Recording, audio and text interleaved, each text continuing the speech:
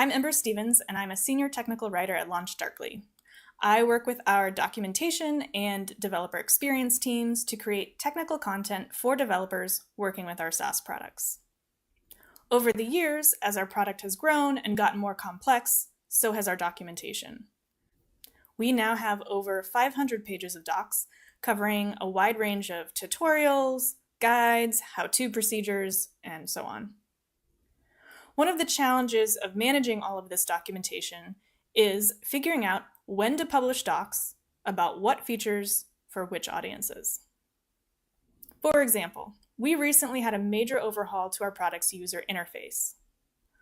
We let our users choose when they wanted to switch from the old UI to the new UI. This meant that we had to maintain 2 versions of all of our documentation for months. One of the questions we wrestled with was how we could expect our customers to know how to find the right version of the docs for their UI. Were we just going to have 2 versions of every page? Were we going to have 2 completely separate doc sites? We weren't really sure at first. Another example of a similar problem is, like many companies, we have 3 different subscription plans. Our enterprise customers, for example, have access to many more features than our starter plan customers. It is pretty common to show documentation for all of your features to all of your customers, regardless of what they actually have access to, but we wondered if there was a better way. Enter feature flags. You may be familiar with the term feature flags or feature management as part of the software development cycle. If you don't know, feature flags are small functions you add to your code that allow you to deploy 2 or more versions of that code at once, but display only one version of the code to customers, depending on your needs. So in the simplest version of this, you can flag a snippet of code as on or off. Here's what that might look like. On your mobile app here, you can see 2 existing features, a purple feature and a pink feature. But soon, you're coming out with a shiny new blue feature. Now, all of your code is ready, but it's not quite time to release to your customers yet. Maybe you have a target release date in mind, or maybe you want the ability to quickly turn the feature back off if something goes wrong. So, you wrap your feature in a feature flag and connect it to your feature management system.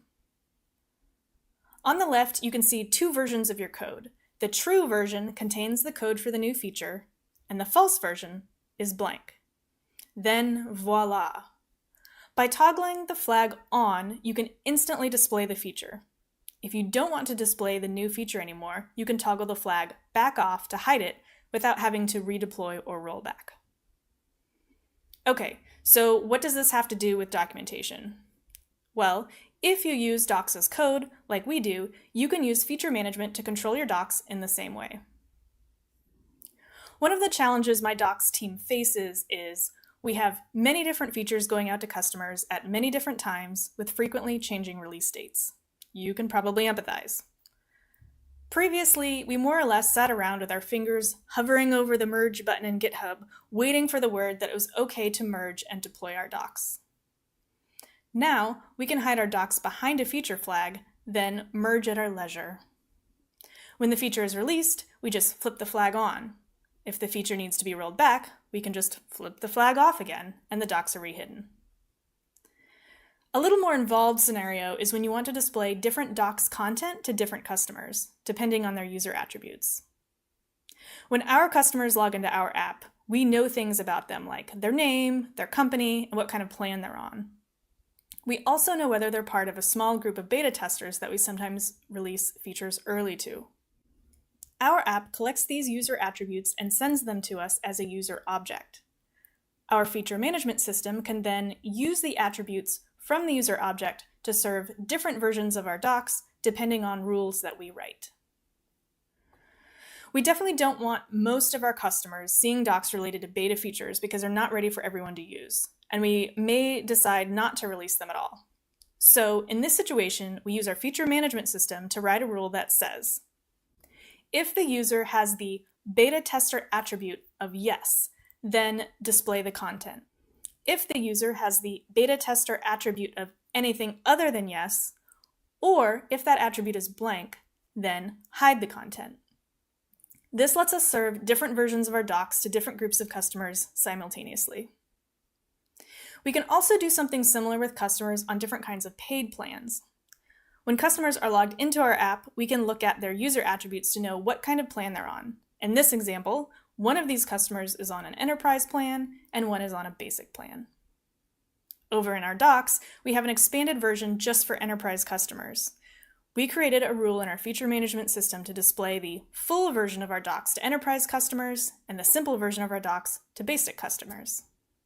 Again, this lets us serve different versions of the same content at the same time. Finally, if you really want to get fancy with it, you can use prerequisite flags to only display documentation if the related feature is released. If your feature management system supports it, you may be able to make one feature flag dependent on another feature flag. So, for example, imagine you have feature flag 1 that displays the actual in-app code for a new feature. When your developers flip flag 1 on, the feature displays. When they flip flag 1 off, the feature is hidden.